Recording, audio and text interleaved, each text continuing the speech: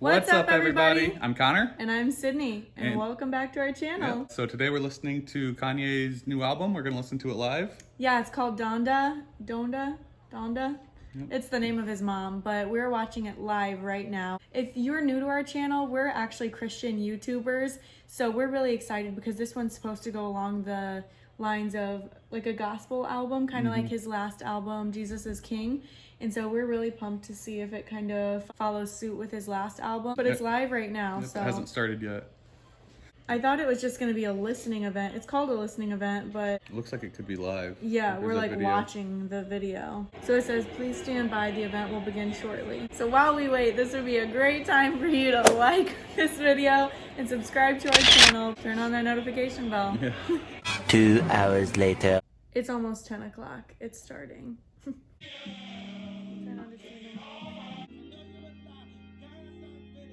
They don't have like the lyrics on the screen or anything, and it's kind of hard to understand him because it is live. So I hope we can tell what he's saying. So right now, Kanye just came out and it looks like he's on an ice skating ring or something. Like the field is all white.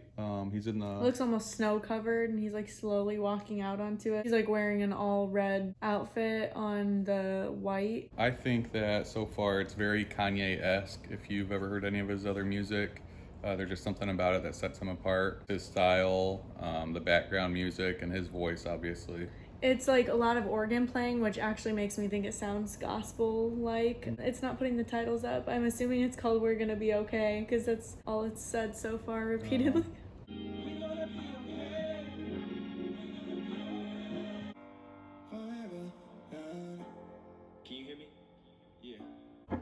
Okay, so again, very Kanye-esque on his second one, or on his second song. A lot of auto-tune so far. That's just kind of Kanye's forte. Really good so far though. I mean, it all sounds good. Something that was a little bit dangerous. He told me I could talk about anything. 2 years later, the chosen has arrived. Does he call himself the chosen? Holy, holy, holy Father, hold me in an ocean.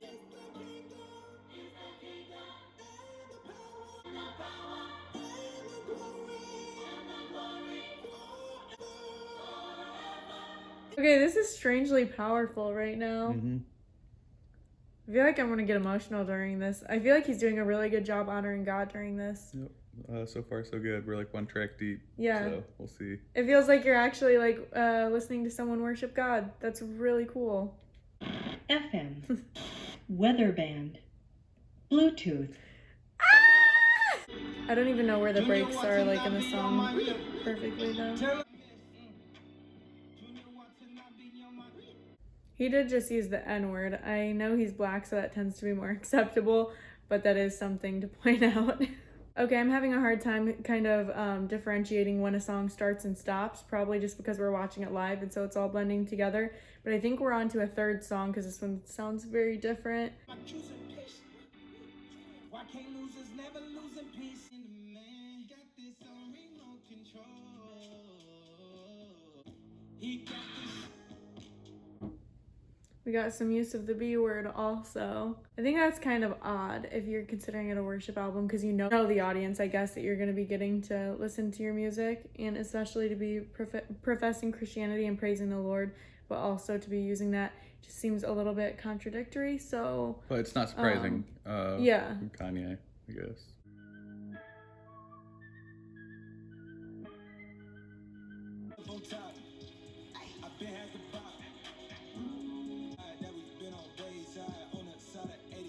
We're not really sure what he's saying most of the time.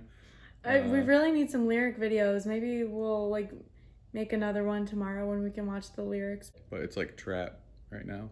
Trap music. So this is the 6th song, and it's really sad so far. He's like on his knees singing that he's losing his family. And I know... Do you think it's about Kim? Yeah, Kim and his 2 children are in the audience. They are? They are. I asked you earlier if they were, and you were like, absolutely not. I just read it. Okay, so they are in the audience. Wow, that would be really sad. If they recently got a divorce or they're in the process of it, yeesh.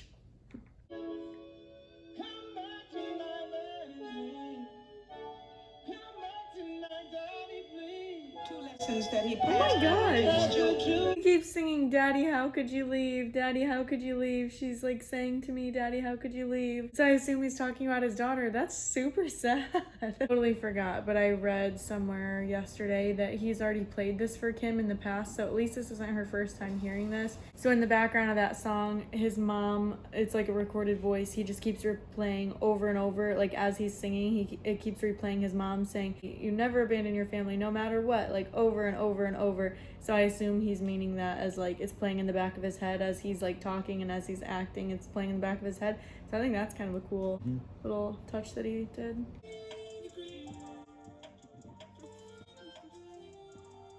So we don't really know much or enough about hip hop or pop music to know who's playing in the background of his songs. So. Well, he has a couple featured artists on this album, and I didn't really recognize any of the names too well. I know Travis Scott is in one, but I wouldn't know one of their voices from another because they have a whole list of people that may be featured on this, so I don't know.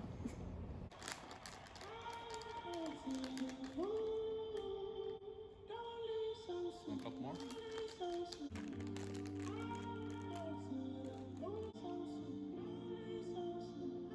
Track 8. I can't understand it. I'm so bad at understanding hip-hop lyrics. But track 8 so far, I think is really like peaceful sounding. It has pictures of the moon. It's something related to the moon, I think. And I think he said fly me to the moon, or I don't know. It's nice. Right on camera. I don't understand how this is gospel.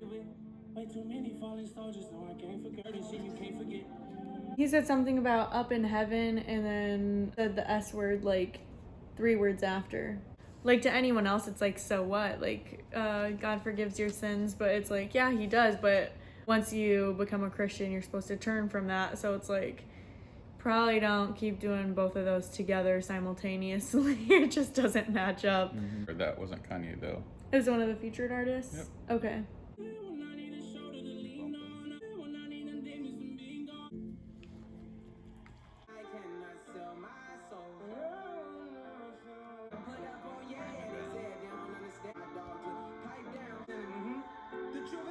So this song is talking about, can I sell my soul? I was at the top, like a light pole or something. So I'm wondering if that's about, like when you're a celebrity, a lot of people talk about that you have to sell your soul to get to the top. So I don't know if he's saying that he did that or he was gonna have to do that or what. Who knows? This a new me, so get used to me. Father, I'm yours exclusively. Never get behind me, I'm loose, I'm free. Father, I'm yours exclusively. Those lyrics were really cool for a second there. On track maybe 11. Maybe 11. It's saying, this the new me, so get used to me. I'm not who I used to be. Father, I'm yours exclusively. Devil, get behind me. I'm loose, I'm free. And he like keeps repeating that, and every time I was like trying to write down what it said because I was like, oh, this line's good, and I'm like, oh, this line is good. So I like that one. I don't know exactly what that one's called. Okay, so we're on like track 12 now, and we're gonna stop updating you on the N-word because it's a lot. Pretty consistent Yeah, throughout the album. Yeah. I really don't feel like this is at all like his old music though. Like there's been like no bass drop yet or anything, like not like all like super fired up, like going crazy or anything. Like he just started dancing like for the first time, and we're like 30 minutes in, so it's definitely like a more like calm But so far, like the first song and maybe there's like 2 after that felt like gospel-ish, but a lot of the other ones don't really feel like a gospel album. Yeah, we'll have to wait and like read through the lyrics exactly, because so far I'm not like hearing a ton of stuff about God. So here we go. Breathe on this. I know God, breathe on this. Breathe on it. Now what? More than I can say for you. He's done miracles on me. Take what you want. I like this. My number said you I don't know what song this is, 13 or something, but this one sounds more like rock and I'm loving it. Yeah, it's got a guitar going in the background. It sounds totally different than the rest of the album.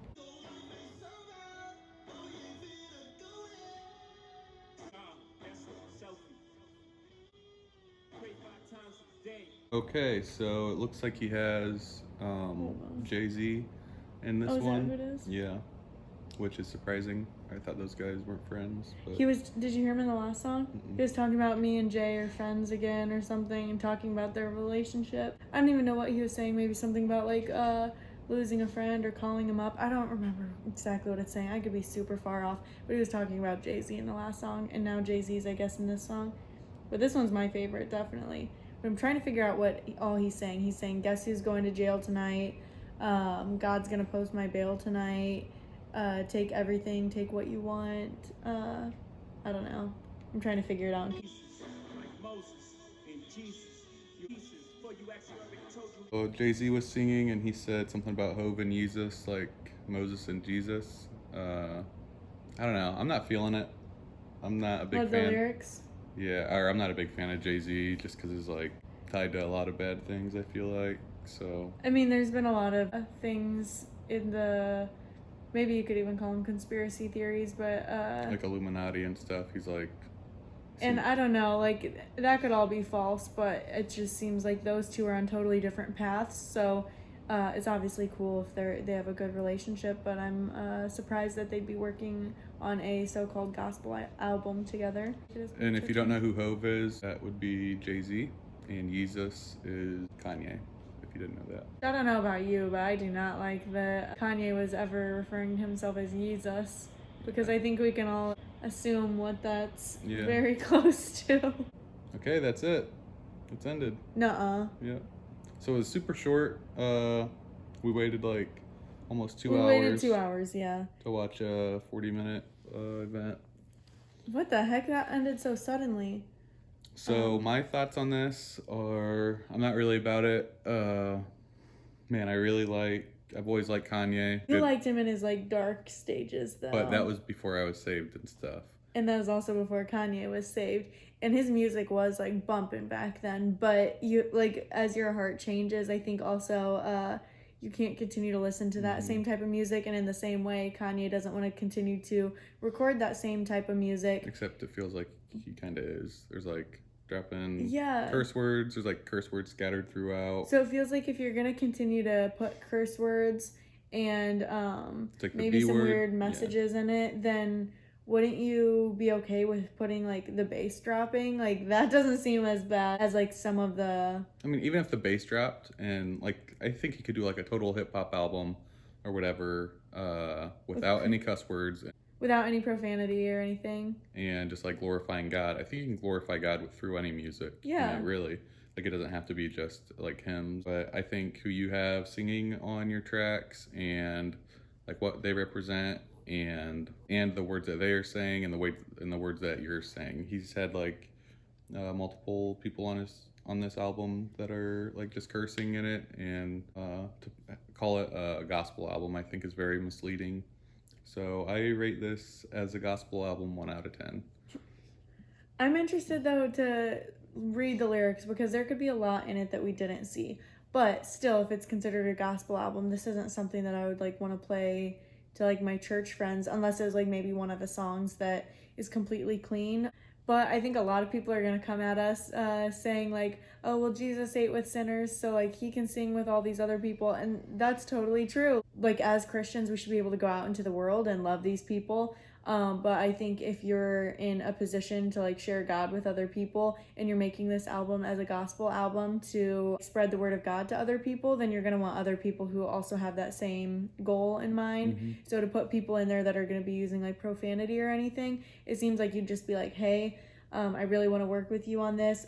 This is my purpose for the album. This is my goal. I really need you to like respect this, and we're kind of going to go on this path together. And then that other person kind of needs to go on that trail with you, but to let like featured artists do what they want and then maybe be a stumbling block for people who are like thinking they're listening to gospel music is a little bit risky in my mind. Yep. I wouldn't let my kids listen to it. I wouldn't suggest it to any of my Christian friends. Yeah, But kind of with- appalling, honestly. Really? Yeah, You I think don't it like. was that? I mean, As we were listening to it, you weren't like until Jay-Z was on it, you didn't say anything like that. right, but there were so many other points where I was just like, this is like a load of crap as far as Christian music. Did you understand the words? I did Oh. on like 3 songs. said anything about God, and everything else wasn't. Talking about going to the moon and all this other stuff. We'll have to review this again later once we read through all the lyrics, because I was really having a hard time, but nothing caught my eye too much as like a powerful gospel album. But I think the featured artists are what's gonna be what I'm gonna have the hardest time with. So I don't want to be like the guy with a mote in his eye trying to get the splinter out of somebody else's eye, because I'm not perfect. And I don't want to come down on Kanye. I'm in a sense that I think I'm better than him. In my opinion, this should never have been labeled as a gospel album. If it would have just been a normal album that he released and he spoke about God in 4 or 5 of the songs, that would have been totally awesome. But to call it a gospel album and then half the songs use profanity, I rate it like a 1 out of 10 for a gospel album. If it was just a regular album, I'd probably rate it a little better, just because you don't hear of hip-hop artists saying anything about God or acknowledging God. But to like let all this negativity and these people who obviously aren't saved and don't call Jesus their Lord and Savior, I think is a big mistake on Kanye's part, to just basically like hand away your album. I mean, because those guys are like satanic, I feel like if you're in the hip-hop industry and you're not saved and you're not like doing gospel, like if you're not on the Christian side of hip-hop, then I feel like you're on the like Satan, like the dark side of hip-hop. Well, obviously Kanye is still kind of a new Christian. He's had elements of it in and out of his life, but he's only been like truly close to God for like a couple years.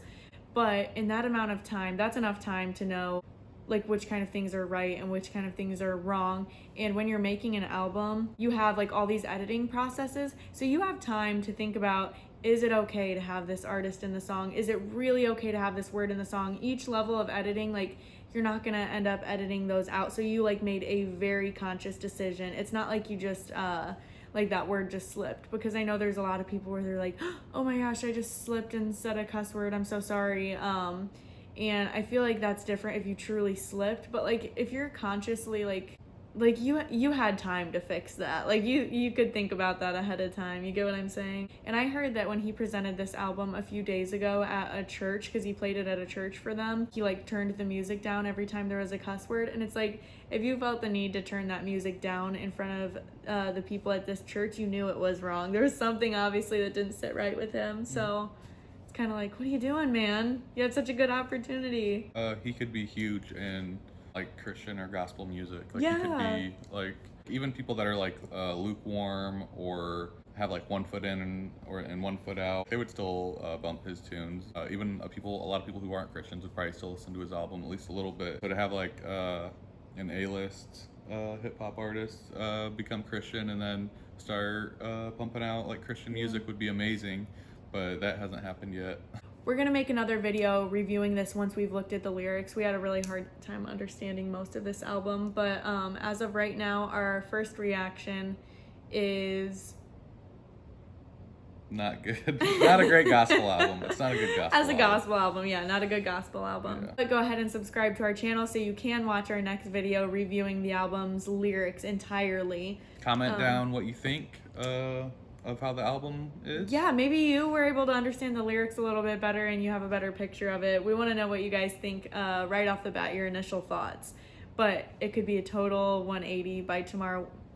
Not a Probably 180, Yeah. maybe a 100 by the time we look at it tomorrow and go through the lyrics. But I'm glad my parents aren't over here listening to this with me. yeah, we could have been like, guys, Kanye made a gospel album. We would have been like, Embarrassed. Yeah. yeah. So go ahead and give this video a like. We will see you in the next one when we review the lyrics. But until then, remember that what God thinks about you Is more important than what the world thinks about you. We love you guys. See you soon. Bye.